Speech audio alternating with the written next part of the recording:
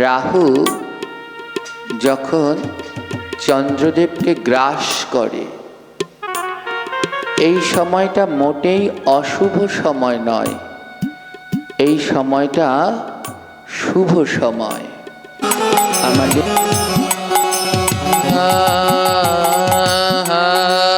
কৃষ্ণ করুণা সিন্ধু দীনবন্ধু জগৎপথে গোপেশ গোপিকাকান্ত রাধাকান্ত নমস্তুতে গুরুকৃপা।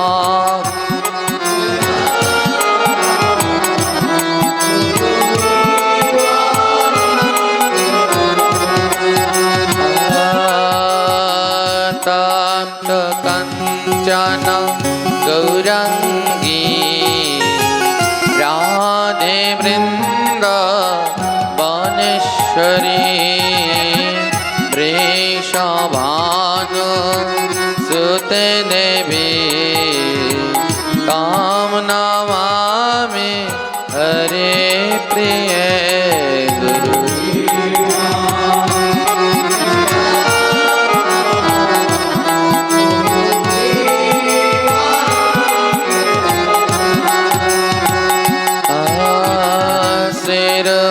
সনাতন শ্রী রঘুনাথ শ্রী জিমি গোপাল ভট্ট দশ রঘুনাথ এই ছয় গোসারি করি চরণ বন্দন যাহা হতে বিঘ্ন নাশ অবিষ্ট পুরাণ গুরু কৃপা।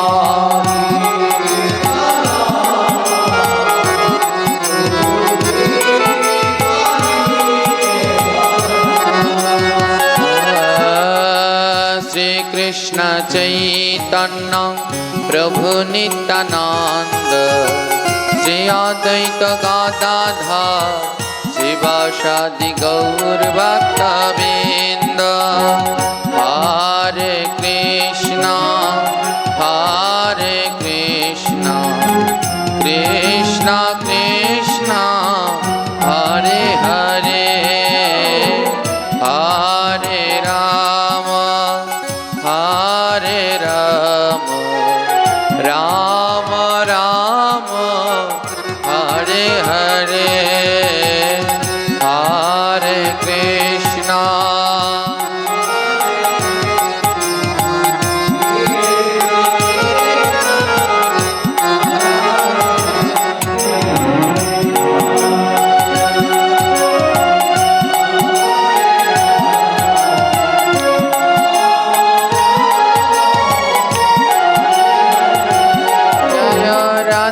মাধব জয় রাধা মাধব রাধা মাধব জয় রাধা মাধব।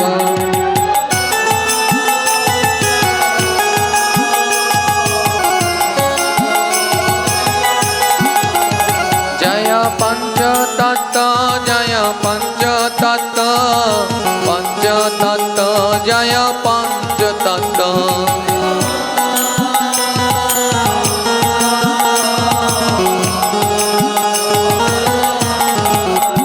জয় নিতাই গৌর নিতাই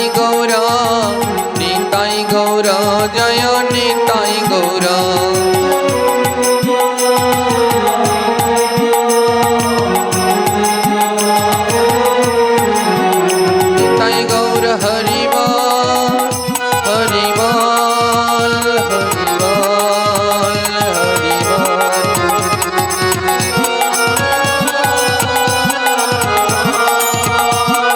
হরি বল হরি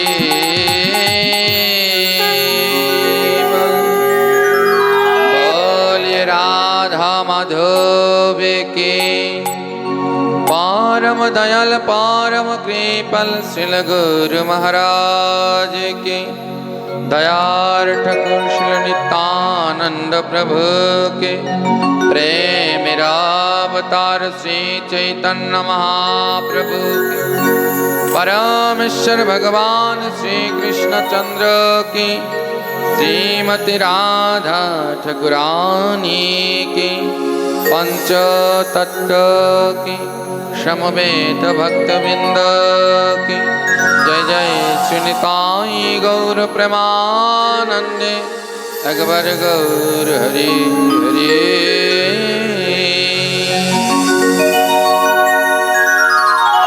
हरि बोल। आद्यकार আমাদের আলোচ্য বিষয়বস্তু এই চন্দ্রগ্রহণ সূর্যগ্রহণ আসলে মানুষ আতঙ্কে থাকে। চন্দ্রগ্রহণ সূর্যগ্রহণ সম্বন্ধে আমাদের শাস্ত্র গীতা ভাগবত আদি পুরাণ গ্রন্থে কি বলা হয়েছে, আদ্যকার আমরা স্বল্প সময় এটুকুই শ্রবণ করার চেষ্টা করব। জয় নিতাই।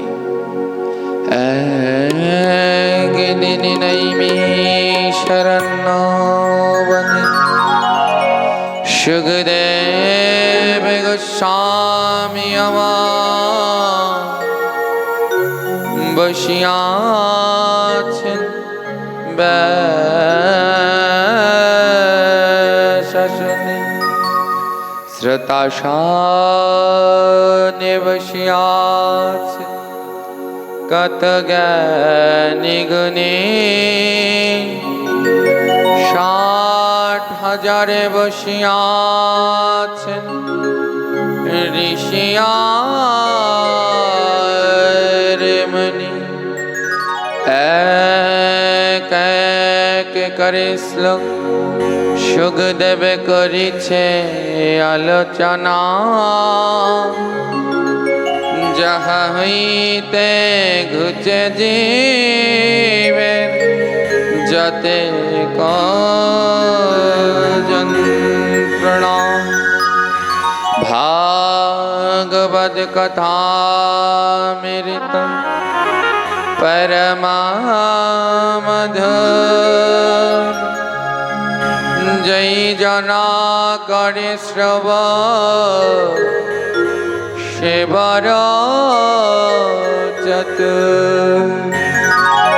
ভাগবত কথামৃত যার কারণে যায়, পুনরায় তার নাহি মনুষ্য জন্ম হয়। ভাগবত কথামৃত যে করে কীর্তন, তাহার চরণে করি সহস্র প্রণাম। উত্তিষ্ঠ গামনন্তম রাহু তেজিতম চন্দ্র সাঙ্গমা,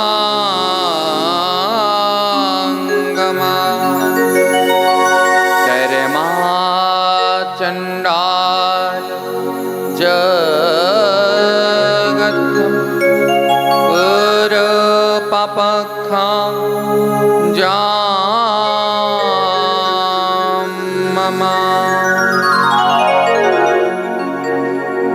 এই শ্লোকে বললেন,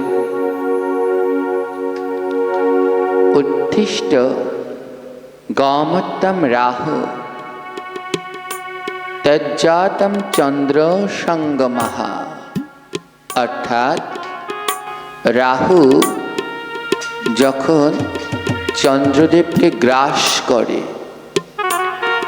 এই সময়টা মোটেই অশুভ সময় নয়, এই সময়টা শুভ সময়। আমাদের মনের ভিতরে একটা ধারণা কি এই চন্দ্রগ্রহণ আদৌ গ্রহণটা কি, আমাদের 9টা গ্রহ আছে। হ্যাঁ, গ্রহ প্রথমে শুরু হয় রবি মানে সূর্য, সোম মানে চন্দ্র। এই যে আমাদের 7টা বার, এগুলো 7টা গ্রহ। আমাদের সনাতন ধর্মের বার শুরু হয় কোন বার থেকে? না, রোববার থেকে। রবি মানে সূর্য, তারপর রবির পরে সোম, সোম মানে চন্দ্র, একটা গ্রহ, মঙ্গল, মঙ্গল গ্রহ, বুধ, বৃহস্পতি, শুক্র, শনি, এই 7টা গ্রহ। আর এর সাথে আরো 2টি গ্রহ আছে, একটা হলো রাহু আর একটা হলো কেতু। 7টি গ্রহ শুভ, তার জন্য আমাদের সপ্তাহে হলো 7 দিন। আর 2টি গ্রহ অশুভ রয়েছে, অসুর থেকে সৃষ্টি হয়েছে। এই 2টো গ্রহকে অশুভ বলে মানা হয়। এটা হলো রাহু আর কেতু। আপনারা সবাই জানেন, সমুদ্র মন্থনের সময়ে ভগবান শ্রী অসুররাও অমৃত পেতে চাইলেন, আর দেবতাগণও অমৃত পাওয়ার জন্যে ব্যাকুল হলেন। তো ভগবান দেখলেন অসুররা যদি অমৃত পায় তাহলে আর এ পৃথিবীতে ধর্ম থাকবে না। তাই ভগবান কি করলেন, সেই মোহিনী রূপ ধারণ করে অমৃত বিতরণ করলেন। তো ভগবান পরিকল্পনা করলেন দেবতাদের অমৃত দিবেন, কিন্তু অসুরদের এই অমৃত দিলে তারা অমৃতের মান রাখতে পারবে না। এই কথা জানতে পারলেন রাহু। তো রাহু কি করলো না, দেবতাদের রূপ ধারণ করে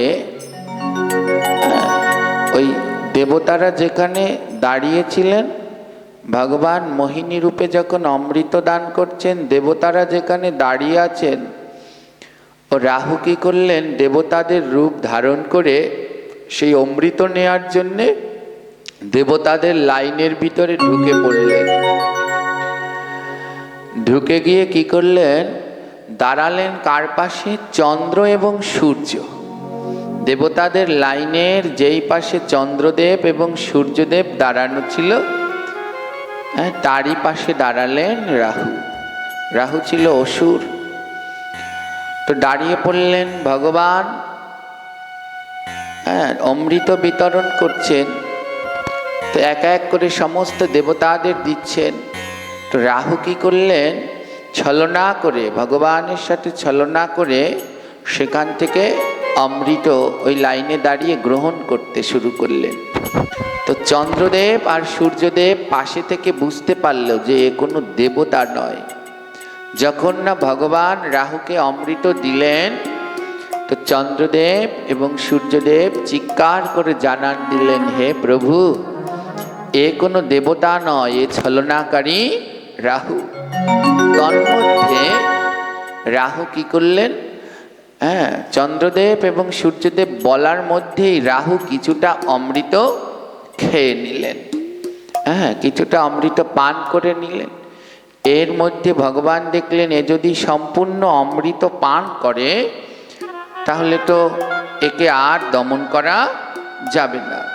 সঙ্গে সঙ্গে ভগবান শ্রীহরি সুদর্শন চক্র দিয়ে রাহুর মস্তকটা ছেদন করেন। ছেদন করার সাথে সাথে কিন্তু রাহু তার মধ্যে অমৃত পান করে নিয়েছে, কিছুটা অমৃত পান করে নিয়েছে। অমৃতটা কণ্ঠ পর্যন্ত, গলা পর্যন্ত চলে এসেছে। সেই সময় ভগবান সুদর্শন চক্র দিয়ে মস্তক ছেদন করেন। আর অমৃতটা ভিতরে যেতে পারেনি, যেই গলাটা কেটে ফেললো অমৃতটার নিচে পড়ে গেল। আর সেই যে রাহুর মাথাটা ও অমৃত খেয়ে নিল, তার জন্যে ও অমর হয়ে গেল। ওটা অসুর, সমস্ত অসুর নিধন হয়েছে, কিন্তু কিছু কিছু কয়েকজন অসুর এখনো নিধন হয়নি। তার মধ্যে একটা হলো রাহু। রাহুর মস্তকটা হলো গিয়ে সেই রাহু, আর নিচের অংশটা যেটা কেটে ফেললো, ওখান থেকে একটা সাপের মুন্ডু বেরিয়ে আসলো, সেই অংশটার নাম হলো কেতু। এই হলো রাহু এবং কেতু। 9টি গ্রহের ভিতরে এই 2টি গ্রহ আছে, রাহু এবং কেতু। যেহেতু অমৃত পান করেছে তার জন্য রাহুর আর মৃত্যু হলো না, তিনি অসুর হয়ে আজও রয়েছেন। আর রাহুর কণ্ঠ থেকে ওই যে অমৃতটা খেয়ে ফেললো, যখন ছেদন করে ফেললো তখন অমৃতগুলো মাটিতে পড়ে যায়। এখান থেকে আরও একটা বিষয় আমরা বলে দেই, যে ওই অমৃতগুলো রাহু খাওয়ার পরে মাটিতে পড়ে গিয়ে দুটি সবজির সৃষ্টি হয়, একটা পেঁয়াজ আর একটা রসুন। হ্যাঁ, পেঁয়াজ আর রসুন রাহুর উচ্ছিষ্ট, রাহুর মুখ থেকে বেরিয়ে এই ভূতলে পতিত হয়। কিন্তু এই পেঁয়াজ এবং রসুন এর ভিতরে অমৃতের গুণ আছে, ওই যে অমৃত দিয়েই কিন্তু সৃষ্টি হয়েছে পেঁয়াজ রসুন, কিন্তু ওটা রাহুর উচ্ছিষ্ট বলে ও কোনো ধরনের গোবিন্দ সেবায় লাগে না। হ্যাঁ, এবং পেঁয়াজ রসুন এ সবজি হলেও ভগবানের সেবায় নিষিদ্ধ, এবং এটা খেলে পরে দেহের ভিতরে উত্তেজক, রাহুর কাজ কি, রাহুকে তো উত্তেজনা সৃষ্টি করে, উত্তেজনা শক্তি বেড়ে যায়। কিন্তু পেঁয়াজ রসুন একটা মহা ঔষধি কিন্তু।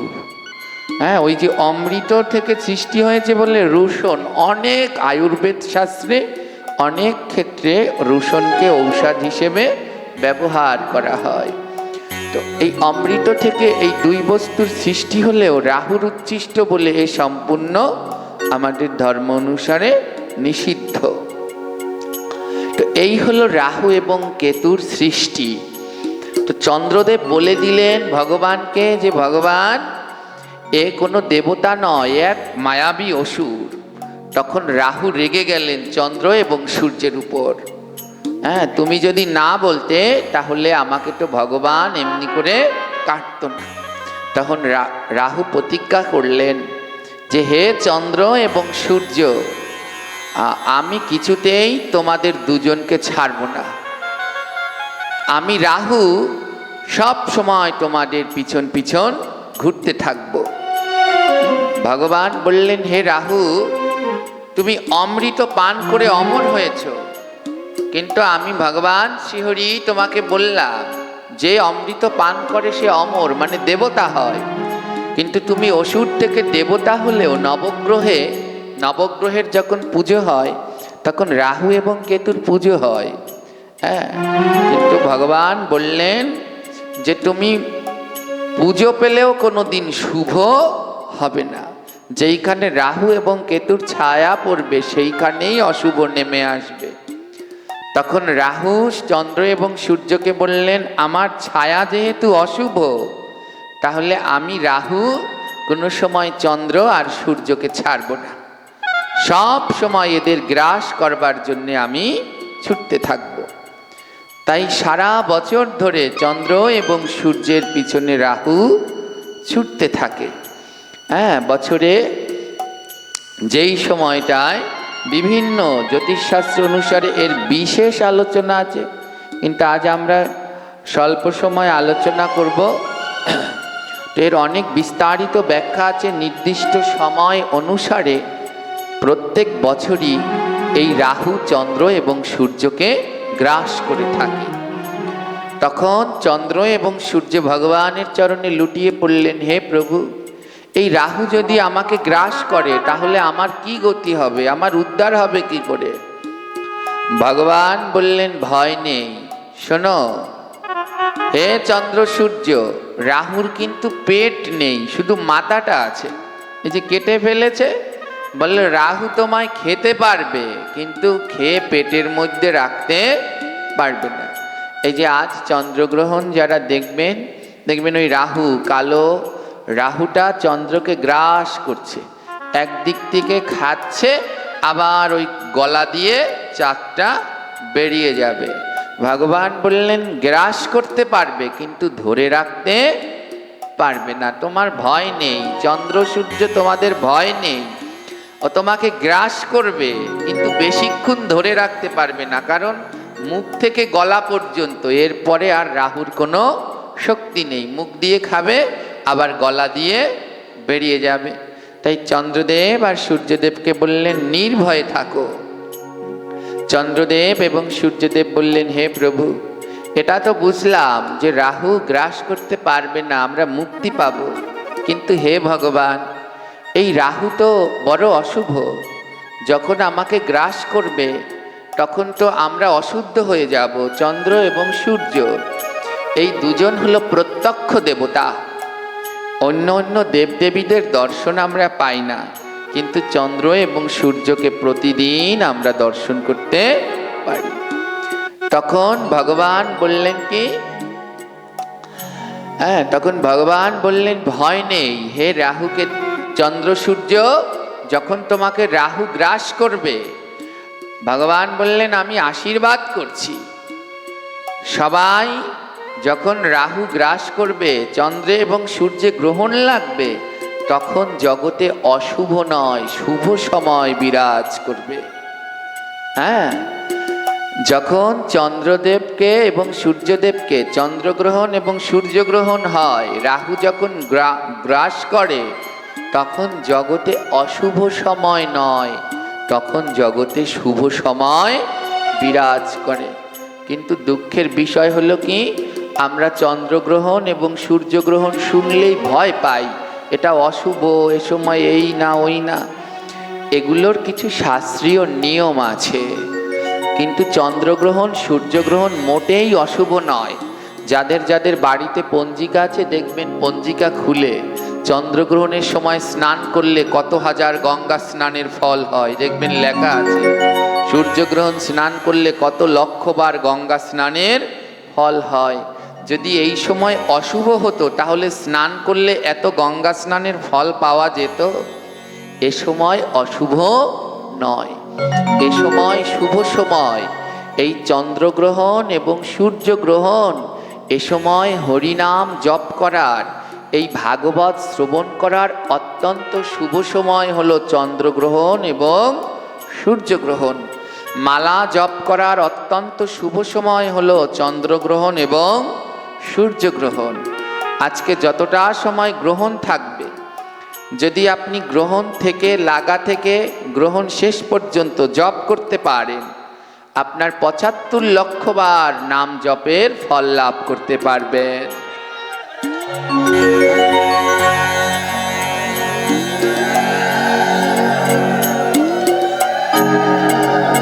৭৫ লক্ষ বার নাম জপ করা কি চারটিখানি কথা?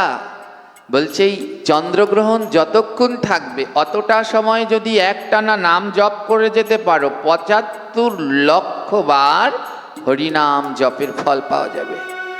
এই চন্দ্রগ্রহণের সময় আপনি ভাগবত শুনতে পারেন, হরিকথা শুনতে পারেন আজ বিভিন্ন মন্দিরে। কারণ এই গ্রহণ, এই যে আজকের যে গ্রহণ, এটা বছরে একবার দেখা যাবে।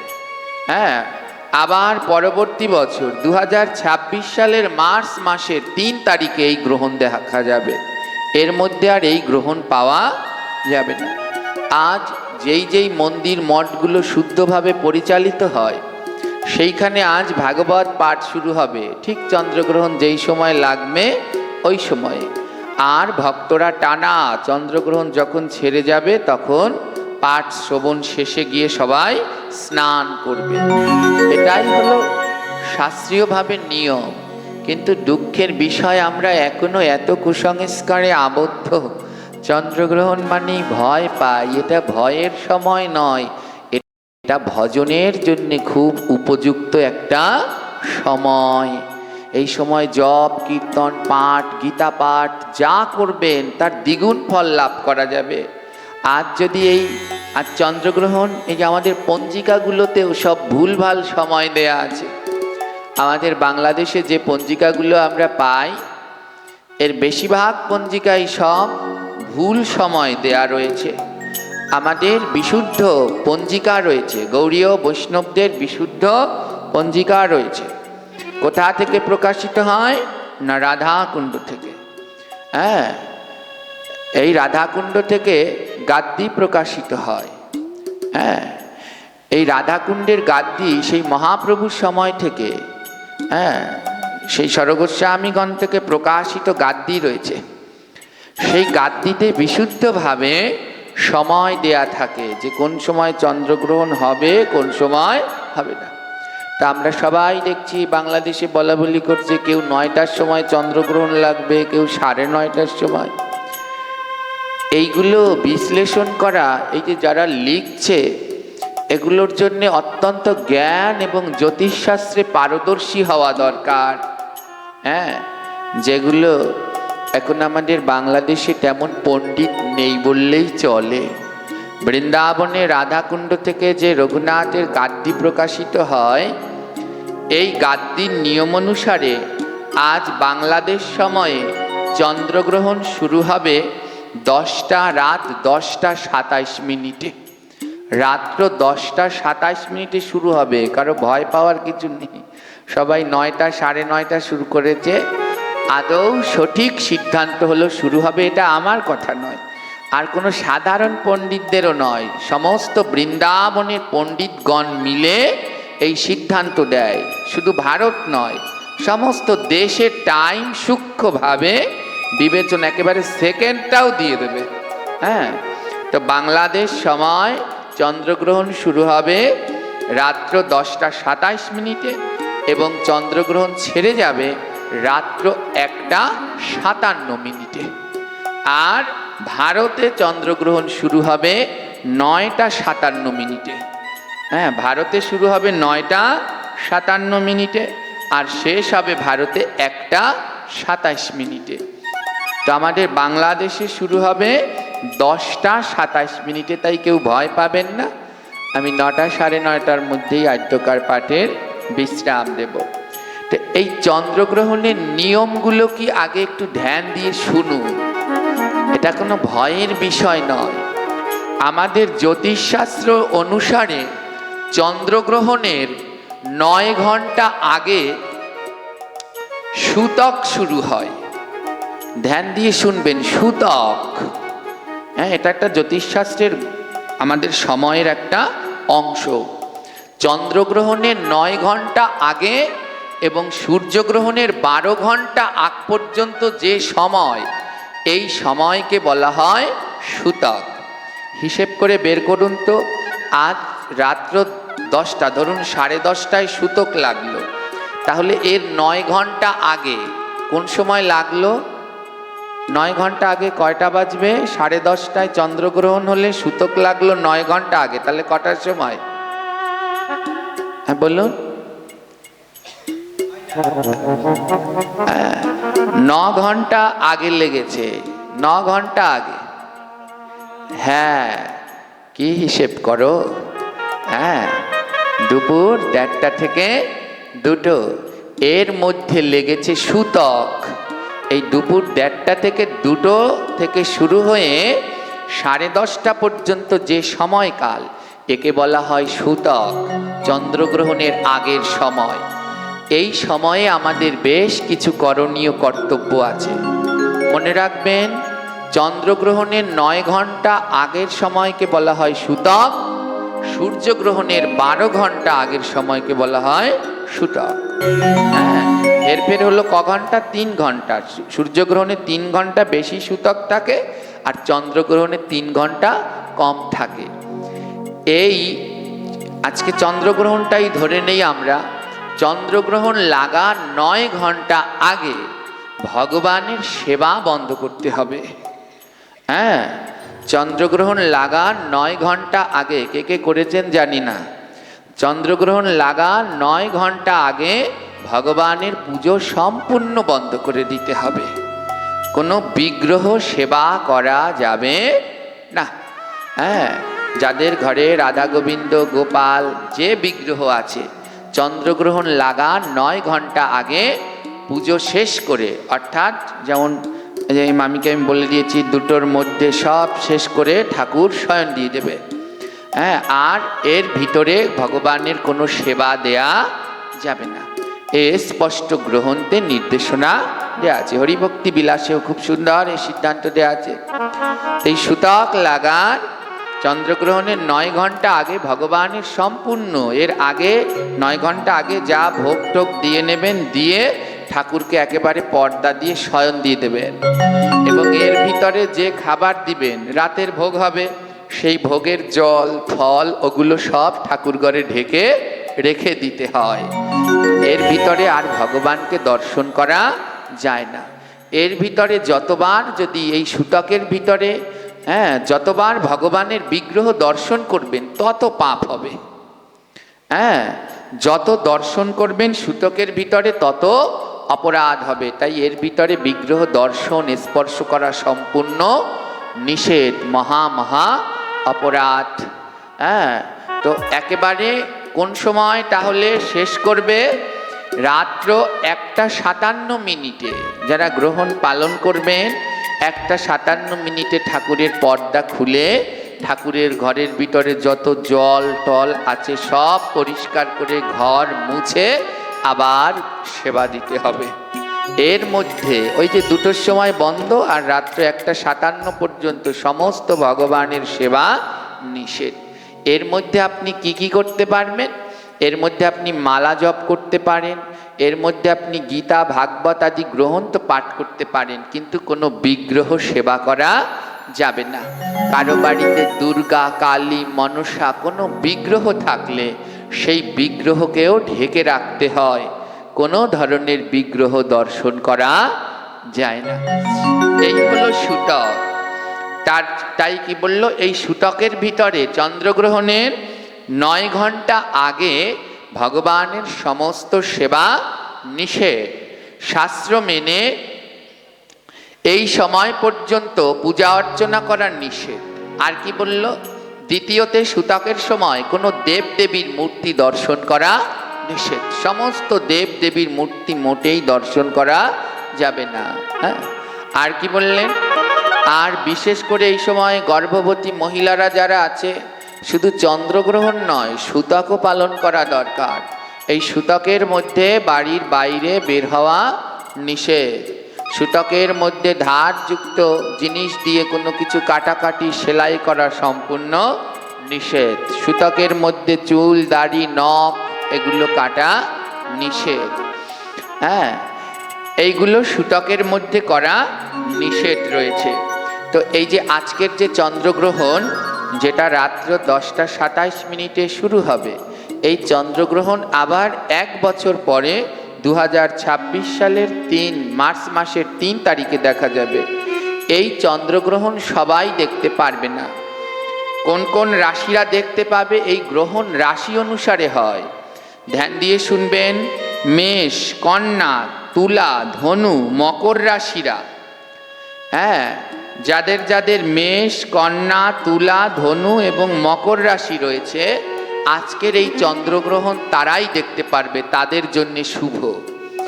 এই রাশি বাদে অন্য যে রাশি আছে তাদের জন্য এই চন্দ্রগ্রহণ দেখা শুভ নয়। আর বিশাখা নক্ষত্রযুক্ত তুলা রাশি যারা রয়েছে তাদের জন্য এই চন্দ্রগ্রহণ না দেখাই ভালো। এই চন্দ্রগ্রহণের সময় আমাদের কি করা নিষেধ, এই চন্দ্রগ্রহণের সময় কি করা নিষেধ ধ্যান দিয়ে শুনবেন। চন্দ্রগ্রহণের সময় সবার প্রথমে ভগবানের সেবা দেয়া নিষেধ। কোনো প্রকার সেবা কিছুতেই চলবে। শুধু চন্দ্রগ্রহণ না, আমি আগে বারবার বলছি, চন্দ্রগ্রহণের 9 ঘন্টা আগ থেকে ভগবানের সেবা বন্ধ করে দিতে হয়। যে কোনো দেব দেবী সব ভগবানের সেবাও বন্ধ। এই সময় যত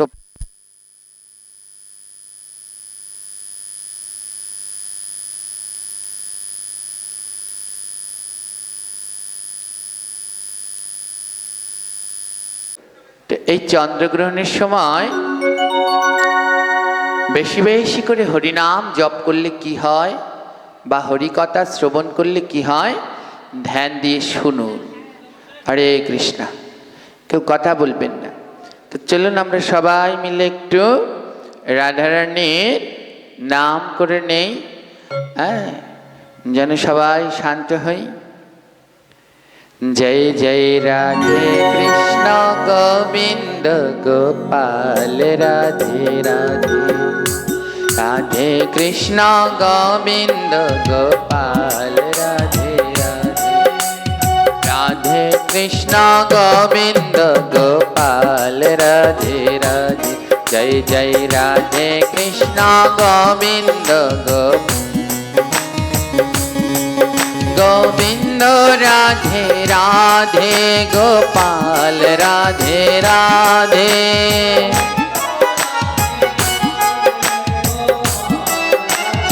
সবাই গোবিন্দ রাধে রাধে গোপাল রাধে রাধে। মা উৎসারা গাও।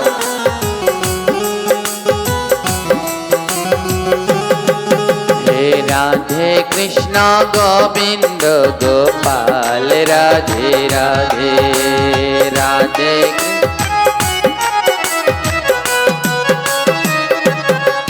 গোবিন্দ রাধে রাধে গোপাল রাধে রাধে।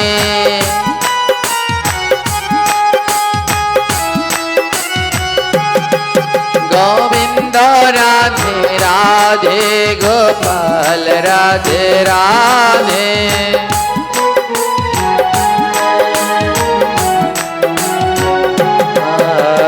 রাধে কৃষ্ণ গোবিন্দ গোপাল রাধে রাধে রাধে কৃষ্ণ গোবিন্দ হে বৃন্দাবনে বলো রে ভাই রাধে রাধে রাধে।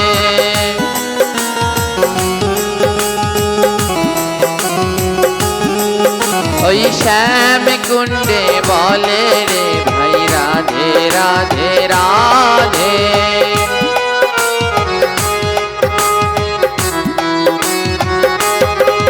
ওই রাধা কুণ্ডে বলে রে ভাই রাধে রাধে রাধে।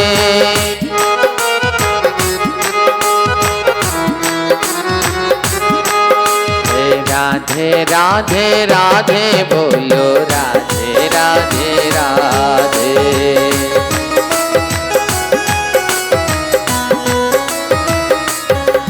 ओ राधे राधे राधे बोलो राधे राधे राधे।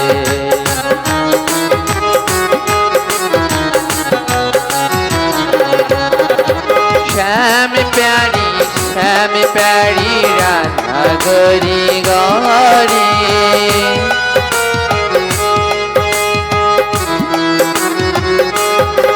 मेरा श्याम प्यारी राधा गोरी गोरी।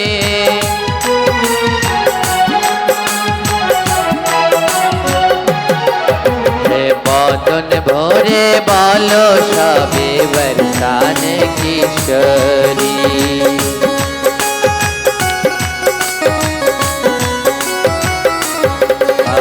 बदन भोरे बालो सबे बरसाने किशोरी।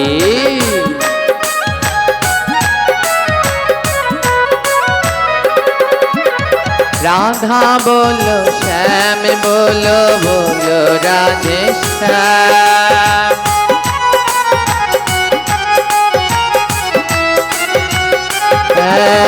राधा बोलो श्याम बोलो बोलो राधे श्याम।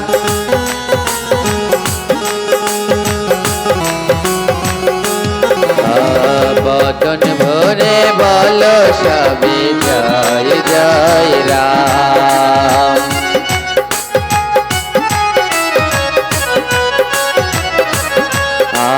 बदन भोरे बोलो सभी जय जय राम।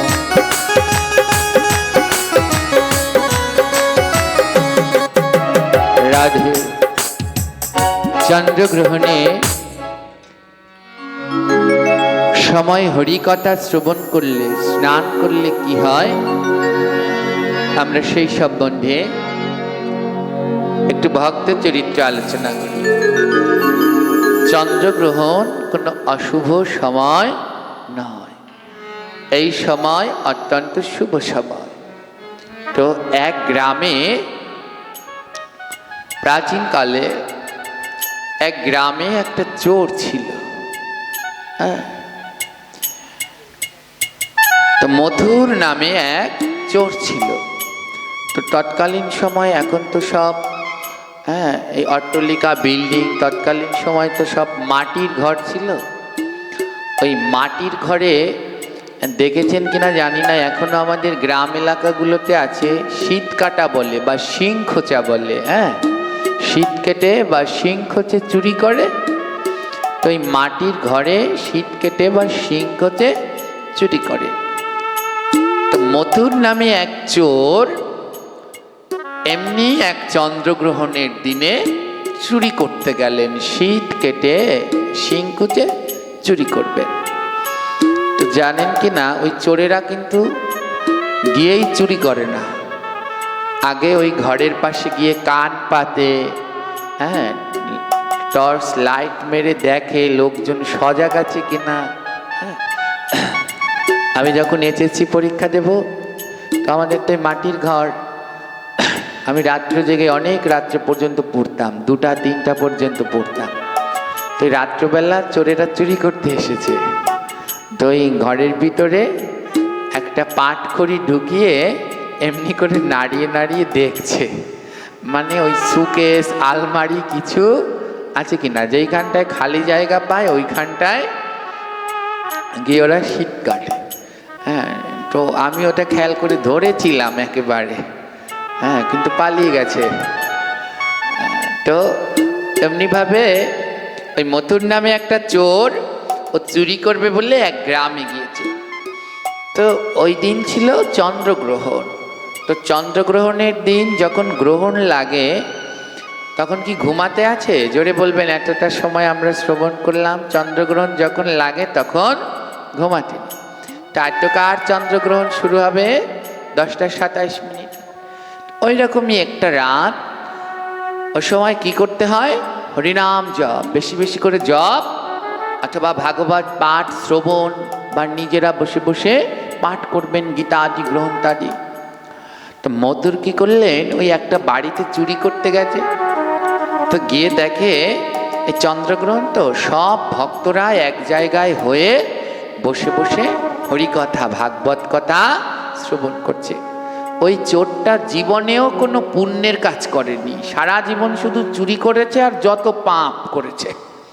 তো চন্দ্রগ্রহণের দিন চুরি করতে গিয়েছে, এবার গিয়ে দেখে ওই যেমন এই একটা ঘর, এই 3-4টা মিলে, তো এই সব কয় ঘরের লোক উঠানের মধ্যখানে বসে ভাগবত পাঠ শুনছে। সব ঘরের মানুষ তো সজাগ, চোরে আর চুরি করবে কি করে।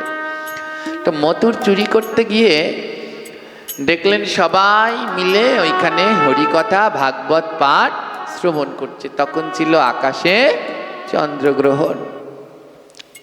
জীবনে কোনো পুণ্যের কাজ ওই মথুর করেনি না। কি করলেন? চুরি করতে গিয়ে পড়ে গেলেন এক ফাঁদে। হ্যাঁ, যখন এই চুরি করতে যাবেন, একজনের টর্চ মেরেছে, লাইট মেরেছে, দেখে ওই একটা লোক দাঁড়িয়ে, ডাক দিয়েছে, আরে ওখানে কি করছো, এইখানে আসো, এখানে বসো। ও যে চুরি করতে আসছে এ তো আর সবাই বুঝতে পারেনি, বলছে এখানে আসো, আর চন্দ্রগ্রহণ, আজকে ভাগবত শোনা অত্যন্ত পুণ্যের, বসে পড়ো। তোমার নাম কি? চোর বলছে আমার নাম মথুর। ও, বসে পড়ো, আজ চন্দ্রগ্রহণ তো, আজ হরিকথা শোনা খুব ভালো। ও জীবনেও হরিকথা ভগবানের কথা শুনেনি। মথুর বসে পড়লেন, আকাশে চন্দ্রগ্রহণ, শুরু হলো হরিকথা। সবাই চন্দ্রগ্রহণকে অশুভ ভাবেন, ভয় পান। মহাপ্রভু যেদিনকে আবির্ভূত হলেন, এই ধরাধামে যেদিনকে আবির্ভূত হয়েছিলেন, কোন দিন আবির্ভূত হয়েছিলেন বলুন তো? মহাপ্রভু কোন দিন আবির্ভূত হলেন, কি মাসে? হ্যাঁ, বলতে পারছেন না? হ্যাঁ, সেই মহাপ্রভু দোল পূর্ণিমার দিন। দোল পূর্ণিমা কি মাসে হয়? ফাল্গুন মাসে। সেই দোল পূর্ণিমা, ওটা মহাপ্রভুর আবির্ভাব তিথি। দুঃখ অত্যন্ত যে আমরা মহাপ্রভু কবে আবির্ভাব হলেন সেটা বলতে পারছি না। হ্যাঁ, একটু গলায় দড়ি দিয়ে মরে যাওয়া ভালো এর থেকে। ফাল্গুন মাসে যে দোল পূর্ণিমা, ওটা হলো মহাপ্রভুর আবির্ভাব তিথি। ওদিন মহাপ্রভু জন্মগ্রহণ করলেন। যেই মহাপ্রভু না আসলে কে রাধা কে কৃষ্ণ কিছুই জানতে পারতাম না। ঘটা করে আগে কৃষ্ণের জন্মাষ্টমী করি, আরে কৃষ্ণ জন্মাষ্টমী তো পরে, আগে মহাপ্রভুর আবির্ভাব তিথি পালন করো। মহাজনগণ বললেন, যদি গৌর না আইত কেমনে হইত, কেমনে ধরিতাম দে রাধার মহিমা প্রেম রস সীমা জগতে জানাইত। যদি মহাপ্রভু না আসতো, কে রাধা কে কৃষ্ণ কিছুই জানতে পারতাম না। তাই আগে পালন করো সেই মহাপ্রভু, তারপরে কৃষ্ণ, আগে গো তারপরে রাধা কৃষ্ণ। মহাপ্রভু আবির্ভূত হয়েছিলেন এই ফাল্গুন মাসে, হ্যাঁ, যেদিনকে আমরা দোল পূর্ণিমা বলি। এই ফাল্গুনে, হ্যাঁ, গোবিন্দ, এই মাসের নাম গোবিন্দ। এই গোবিন্দ মাসে পূর্ণিমা, শুক্লপক্ষের পূর্ণিমা তিথিতে মহাপ্রভু আবির্ভূত হলেন। কোন সময়ে জানো? হ্যাঁ, ভগবান শ্রীকৃষ্ণ আবির্ভূত হলেন কটার সময়? রাত্র 12:01। আর মহাপ্রভু আবির্ভূত হলেন গোধূলি লগ্নে। হ্যাঁ, না সন্ধ্যা না দিন, সেই গোধূলি লগ্নে মহাপ্রভু আবির্ভূত হলেন। যখন মহাপ্রভু আবির্ভূত হলেন তখন একসাথে 3টি গ্রহণ লেগেছিল। কয়টি গ্রহণ? 3টি গ্রহণ। তো গ্রহণ লাগলে একসাথে 3টা গ্রহণ লাগে কোনো দিন? গ্রহণ লাগলে 2টো লাগতে পারে, একটা চন্দ্রগ্রহণ, একটা তাও একসাথে লাগতে পারে না। কারণ চন্দ্রগ্রহণ লাগতে হলে রাতে লাগতে হবে, আর সূর্যগ্রহণ লাগতে হবে। কিন্তু মহাপ্রভু যেদিনকে আবির্ভূত হলেন সেদিন একসাথে 3 গ্রহণ লাগলেন। মহাজনগণ বললেন, একসাথে আবার 3 গ্রহণ কি করে লাগে? গ্রহণ তো দেখালেন, হ্যাঁ, মহাপ্রভু যেদিনকে আসলেন সেই দিনকে একসাথে 3 গ্রহণ লেগেছিল। বলে কি কি গ্রহণ? বৈষ্ণব পদাবলী কীর্তনে তার সুন্দর করে কীর্তন করা হলো। মহাপ্রভু যেদিনকে আসলেন সেদিনকে একসাথে 3 গ্রহণ। বলে কি গ্রহণ? বলে ভক্তবৃন্দের হলো হরি নাম গ্রহণ, ভক্তবৃন্দের হলো, ভক্তবৃন্দের হলো হরি নাম গ্রহণ।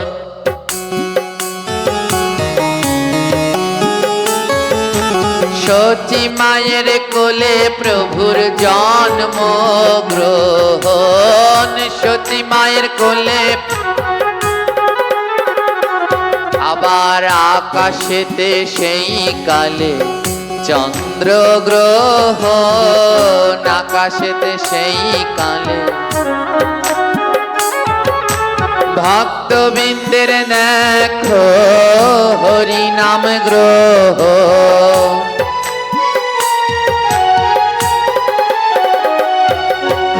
আকাশেতে চন্দ্রগ্রহণ একটা গ্রহণ, আর চন্দ্রগ্রহণ হলেই ভক্তরা কি গ্রহণ করে?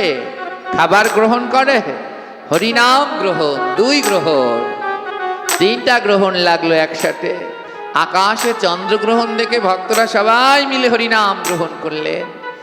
আর এমন সুন্দর আকাশে চন্দ্রগ্রহণ, সারা নবদ্বীপ নদিয়ায় হরিনাম হচ্ছে। হরিনাম, যে মহাপাপী সেও হরিনাম করছে, আর চারদিকে হরিনামে হরিনামে ভরে গেল।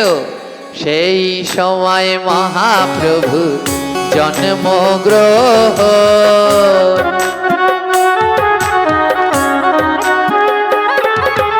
ভক্তবৃন্দ করে দেখো হরিনাম গ্রহণ। সেদিনই 3 গ্রহণ হলো রে, 3 গ্রহণ হলো রে। আমার মহাপ্রভু যেদিন এলো 3 গ্রহণ হলো রে।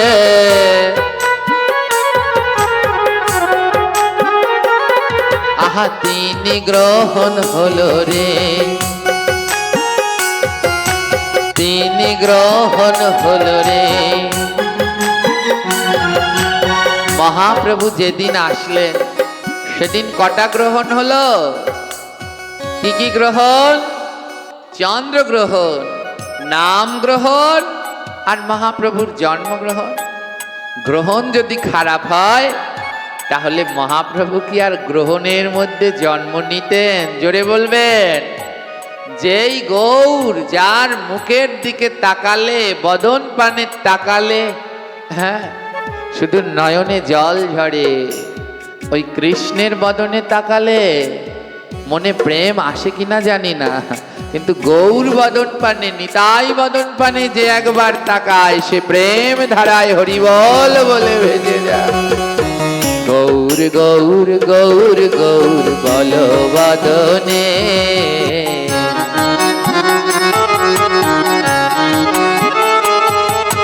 গৌর গৌর গৌর গৌর জাপ বদনে।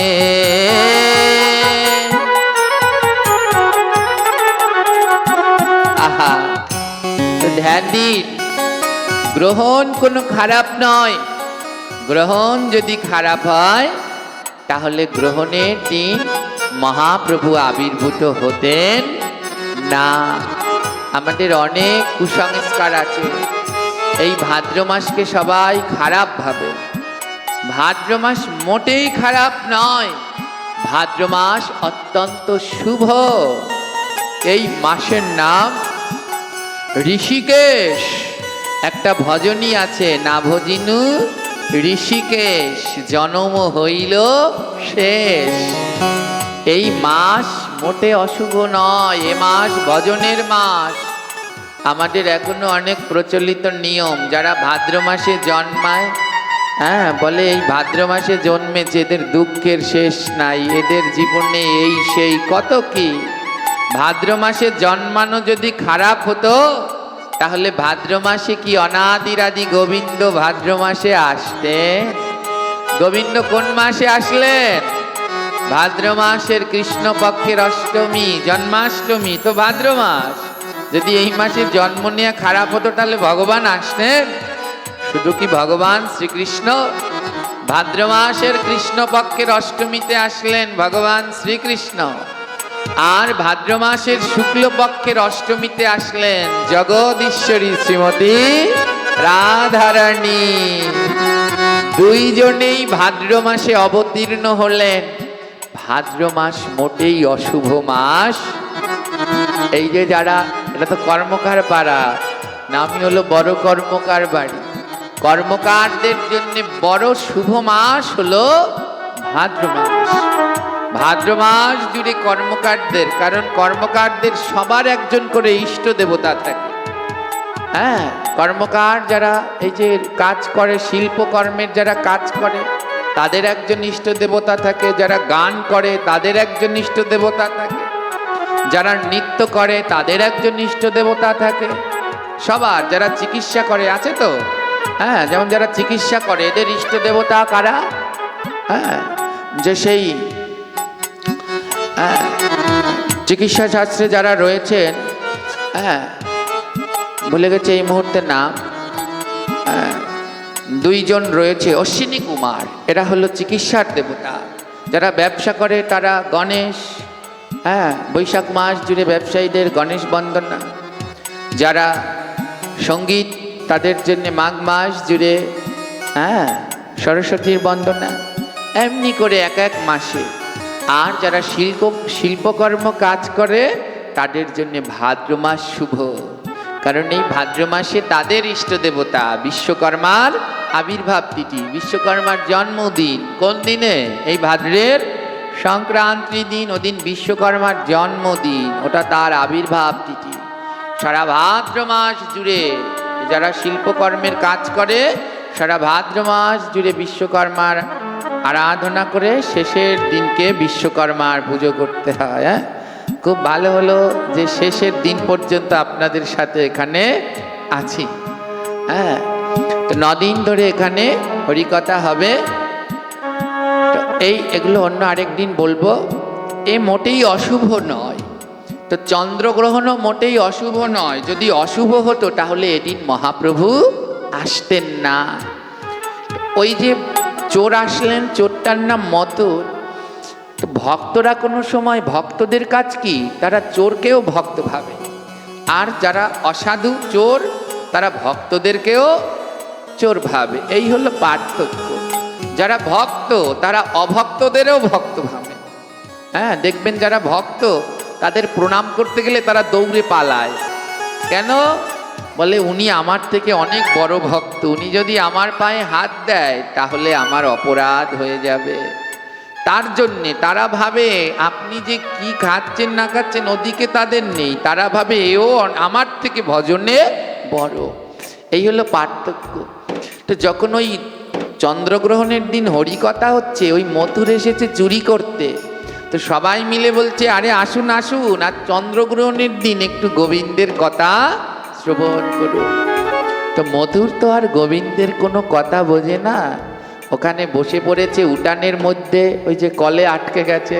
ধরো এই রাস্তা দিয়ে কেউ যাওয়া শুরু করলো, অনেকে আছে লোকলজ্জা, ভাগবত শুনতে চায় না, যাওয়া শুরু করে পড়েছে, একজনে টেনে ধরছে আরে বসো, বুড়া হইছো এখনো একটু বাটে যাও না, কীর্তনে যাও না, লজ্জায় বসে পড়েছে। জোর করে শুনলো, বলে তাতেও কাজ হয়। যদি কেউ জোর করেও ভগবানের কথা শুনে তাও বিফলে। বসে পড়লে শুরু হলো ভগবানের অমৃতময় কথা। তো চোরে কি শোনে ধর্মের কথা, তো তাও ওই জোর করে যেটুকু কানের মধ্যে যাচ্ছে ওইটুকু কথাই শুনলো। একেবারে যতক্ষণ চন্দ্রগ্রহণ ছিল ততক্ষণ পর্যন্ত ওখানে ভাগবত পাঠ হলো, কথা শুনলো। চন্দ্রগ্রহণ শেষ হয়ে গেল, এবার যিনি পাঠ করলেন তিনি সবাইকে বলল চলো এবার আমরা চন্দ্রগ্রহণের স্নানে যাই। আদ্যকার স্নান অত্যন্ত শুভ, আর চন্দ্রগ্রহণের স্নান করলে ৭৫ লক্ষ বার গঙ্গা স্নানের ফল লাভ করা যাবে। হ্যাঁ, তো সবাইকে নিয়ে চললো। তো চোর বলছে কি যে যেমন করে হোক সবাই তো একসাথে স্নান করতে যাবে, আমি যেমনি করে পারি, হ্যাঁ, এদের মধ্যে থেকে সবাই যাবে স্নান করতে, আমি এক ফাঁকে এসে এক ঘরে ঢুকে চুরি করে নেব, এক ঘরে ঢুকে চুরি করে নেব। এবারে ওদের সাথে তো যেতে হয়, নইলে সন্দেহ করবে।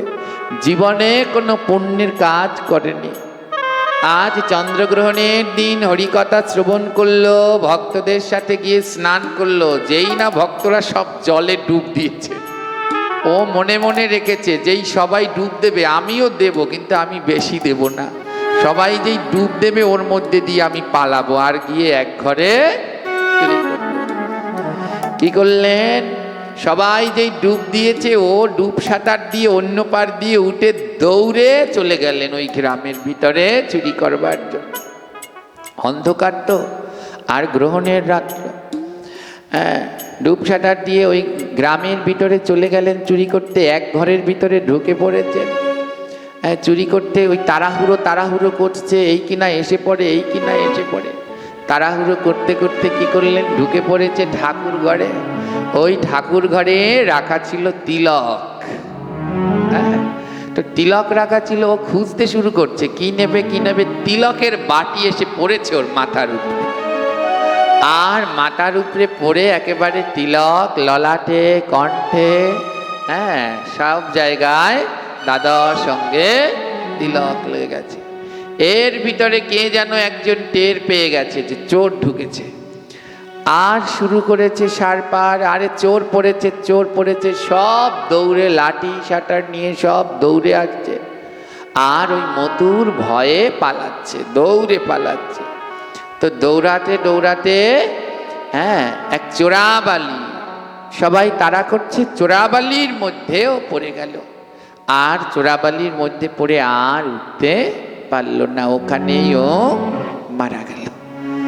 মৃত্যুর পরে ওকে নেয়ার জন্যে যমদূতগণ আসলেন। যমদূতগণ ওর আত্মাটাকে নিয়ে গেলেন যমলোকে। ওর বিচার কার্য শুরু হলো। বিচার কার্য শুরু হলো। কি বিচার?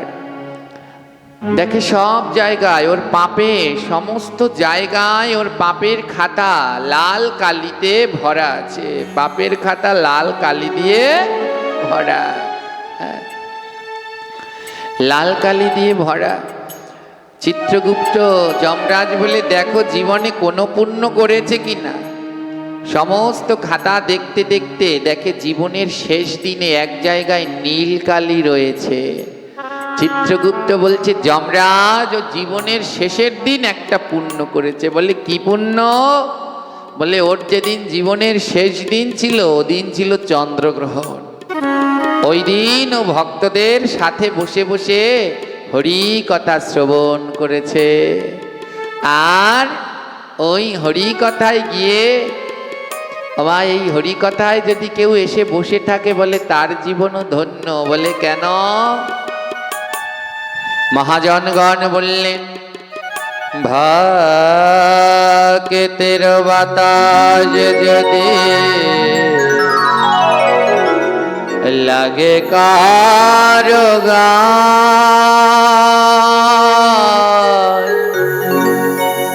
100 জন্মের যত পাপ দূর হয়ে যায়।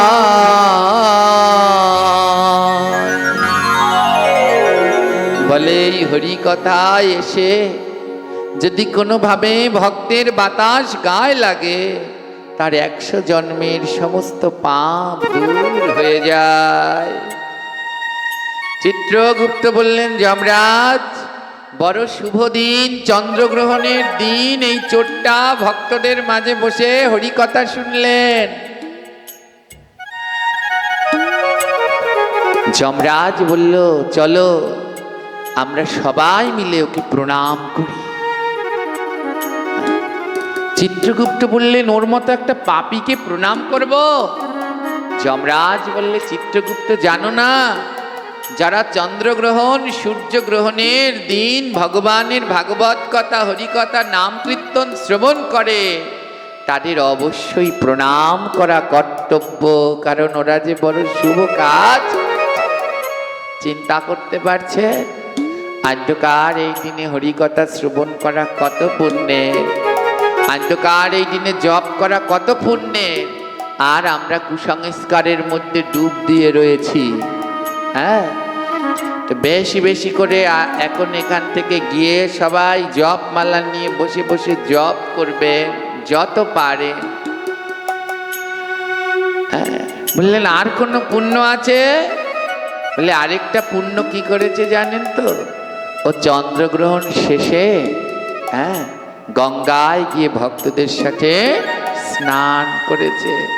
গঙ্গায় স্নান করলে কি হয় জানেন? গঙ্গা তো পবিত্র করে, বলে গঙ্গায় শুধু জল থাকে না, গঙ্গায় সাধুগুরু গঙ্গার জল আরো পবিত্র হয় যখন কোনো ভক্তের সাথে স্নান করে, কারণ ভক্তের চরণ রজ আর গঙ্গার জল মিশে তখন একাকার এক তীর্থ পবিত্র হয়ে যায়, যা আরো পুণ্য প্রদান করে।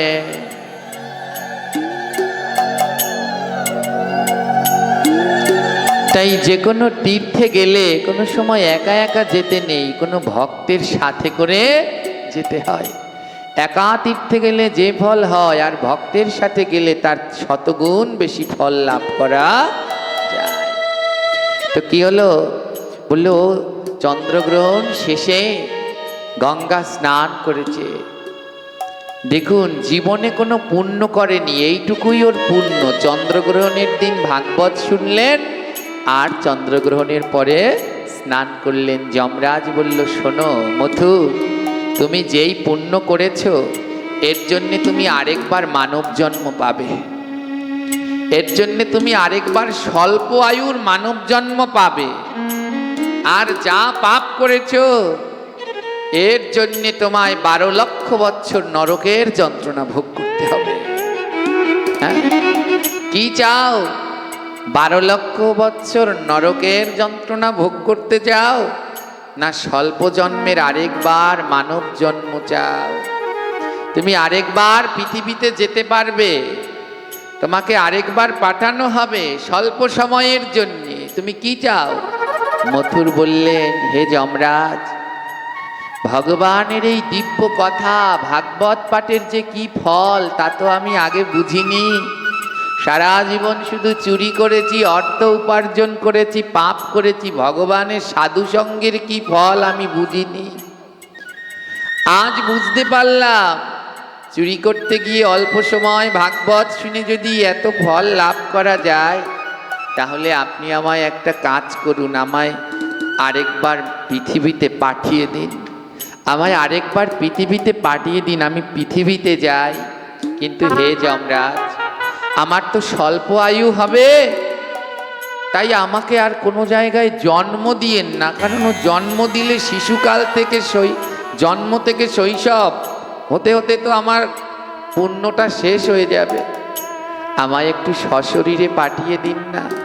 যমরাজ বলল, বেশ, চন্দ্রগ্রহণের দিন স্নান করে তুমি পাপ থেকে মুক্ত হয়েছ, তাই তুমি যাও, যমলোক থেকে সশরীরেই তুমি পৃথিবীতে যাবে, আর পৃথিবীতে গিয়ে 6 মাস পর্যন্ত থাকতে পারবে, আর এই 6 মাস পরে তোমার আবার এই নরকে এসে 12 লক্ষ বছর নরকের যন্ত্রণা ভোগ করতে হবে। মথুর 6 মাসের সশরীর নিয়ে পৃথিবীতে চলে আসলেন। মথুর বললেন, হে প্রভু, এতদিন বুঝতে পারিনি এই ভাগবত পাঠের কি ফল, এতদিন বুঝতে পারিনি এই সাধুসঙ্গের কি ফল। মাত্র 3 ঘন্টা ভাগবত সাধুসঙ্গ আর গঙ্গা স্নান করেছি, তার জন্যে যদি আমি পাপ থেকে মুক্তি লাভ করে মৃত্যুর পরে আবার জীবিত হয়ে আসতে পারি, যদি সারা জীবন ভাগবত শুনতাম, সারা জীবন যদি সাধুগুরু বৈষ্ণবের সঙ্গ করতাম, প্রতিদিন যদি গঙ্গা স্নান করতাম, প্রতিদিন যদি তিলক ধারণ করতাম, না জানি কত কি পুণ্য আমি লাভ করতে পারতাম। হে ভগবান,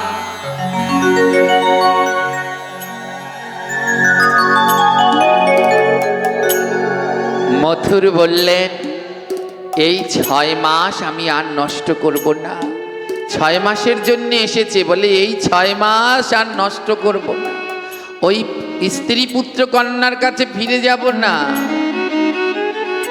এই 6 মাস আমি গোবিন্দ ভজন করে কাটাবো। কিন্তু মন আর মানল না, মায়া তো, হ্যাঁ, মায়া এমন এক জিনিস, মৃত্যুর পরেও পিছন ছাড়ে না। হ্যাঁ, মরে গেলে পরেও আমাদের আত্মাটা ঘুরে বেড়ায় ওই স্বজনদের জন্যে, সম্পদের জন্যে। দেখবেন কত পুরানো পুরানো বাড়ি আছে, জমিদার বাড়ি, এখনো জমিদারদের আত্মা ঘুরে বেড়াচ্ছে, কারণ বাড়ির লোভ ত্যাগ করতে পারেনি। লোভ হলো বড় ভয়ঙ্কর। তো মথুর পৃথিবীতে এসেছে, পৃথিবীতে এসে মায়া ত্যাগ করতে পারেনি বলে যাই একটু সন্তান বাচ্চাদের দেখে আসি। আমা যেই না সন্তান বাচ্চাদের দেখতে গেলেন, যেই স্ত্রী সন্তানদের দেখতে গেলেন, মথুরকে দেখে সব দৌড়ে দৌড়ে পালাচ্ছে, আরে ভূত ভূত ভূত, কারণ ও তো মারা গেছে। হ্যাঁ, এই সংসার এমন এক মায়ার সংসার, এই মানুষগুলো এমন এক আজব মানুষ। আপনি এখন যার পাশে বসে আছেন কি ভালোবাসছে, যদি আপনার প্রাণ থেকে প্রাণবায়ু চলে যায়, এ দেহে আর নড়াচড়া না করে, ওই পাশের প্রিয় মানুষটা তখন আপনাকে দেখে ভয় পাবে। যেই স্বামী স্ত্রী একজন আরেকজনকে ছাড়া চলতে পারে না, হ্যাঁ, একজন আরেকজনকে ছাড়া থাকতে পারে না, যখন স্বামী মারা যাবে, স্ত্রীকে যদি বলে ঘরে কেউ নেই, তুমি তোমার স্বামীর পাশে বসো, স্ত্রী বসতে চাইবে না। স্বামীকে বলবে স্ত্রীর পাশে বসো, সেদিন একা আর থাকতে চাইবে না। এমন এক মায়ার জগৎ। যখন মথুর তার সন্তান স্ত্রীদের কাছে গেলেন, সবাই ভূত ভূত বলে দরজা আটকে দিলেন। মথুর বুঝতে পারলেন, আরে এদের জন্য সারা জীবন চুরি করলাম, পাপ করলাম, আমায় দেখে এরা এখন ভূত ভাবছে। মথুর বুঝতে পারলেন এক মায়া, এক গোবিন্দ নামই সত্য, সাধু সঙ্গই সত্য। সারা জীবন যাদের কথা ভাবলাম এরা দরজা আটকে দিল, আর আমি 3 ঘন্টা মাত্র সাধু সঙ্গ করলাম, সেই সাধু সঙ্গ আমার দরজাটা খুলে দিল। মথুর কি করলেন? মথুর বললেন, আর না, এদের কাছে আর না। এই 6 মাস আমি পৃথিবীতে আছি, যেইখানে সাধু সঙ্গ পাবো আমি সেইখানে যাব। আর গিয়ে কি করব জানো? আমি ভক্তের ধুলা মাথায় দেব, ভক্তের ধুলা। আমি ভক্তের ধুলা মাথায় দেব, ভক্তের ধুলা। আরে করব মধু সাধু সঙ্গ, করব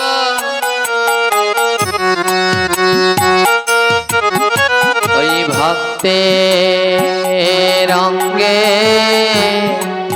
দিয়া অঙ্গ, ভক্তের আমি করব মধু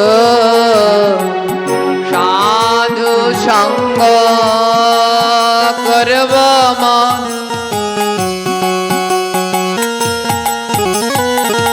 বলে যেইখানে ভক্ত পাবো তাদের অঙ্গে অঙ্গ দিয়ে সাধু সঙ্গ করব, চরণ ধুলা নেব, গঙ্গা স্নান করব, তিলক করব, প্রসাদ পাবো। এইভাবে মথুর 6 মাস কাটিয়ে দিলেন। আর 6 মাস সাধুসঙ্গ হরিকথা শ্রবণে মথুরের সমস্ত পাপ দূর হলো। 6 মাস অন্তে বৈকুণ্ঠ থেকে এক পুষ্পরথ নেমে আসলো। আর পুষ্পরথের সারথি বললেন, পুষ্পরথের সারথি মথুরকে ডেকে বলল, মথুর তুমি এই 6 মাস ধরে সাধুসঙ্গ করে চন্দ্রগ্রহণের দিন হরিকথা শ্রবণ, গঙ্গা স্নান, তিলক ধারণ করে সমস্ত পাপ থেকে মুক্ত হয়েছ। চলো এবার তুমি বৈকুণ্ঠে ফিরে চলো। সাক্ষাৎ বৈকুণ্ঠনাথ রথ পাঠিয়ে দিলেন, আর সেই রথে করে মথুর বৈকুণ্ঠে ফিরে গেল। এবার ভক্ত নিয়ে ভগবান বৃন্দাবনে যায়। ভক্ত নিয়ে ভগবান বৃন্দাবনে যায়। নদী আর নারীগণে জয়ধ্বনি দেয়। আজি নদী আর নারীগণে উলুধ্বনি দেয়। আজি উলুধ্বনি দেয় রে, জয়ধ্বনি দেয় রে। আজি শঙ্খধ্বনি ঘন ঘন শঙ্খধ্বনি দেয় রে। এবার ভক্ত আর ভগবানের মিলন হইল। প্রেমানন্দে সবাই একবার গৌর হরি বল। এবার ভক্ত আর ভগবানের মিলন হইল। এইখানেতে ভাগবত বিশ্রামেতে গেল। তাই যদি থাকে লেখা কালকে হবে দেখা। আমরা এখানে 9 দিন আলোচনা করব। আজ চন্দ্রগ্রহণ বলে এখানেই আদ্যকার আলোচনার বিশ্রাম। সবাই গ্রহণের আগে প্রসাদ পেয়ে নেবেন। তাই যদি থাকে লেখা কালকে হবে, যদি থাকে লেখা কালকে হবে দেখা। এইখানেতে বলে যাই সবাই টাটা বাই বাই। এবার সবাই মিলে হরি বল প্রেমানন্দ।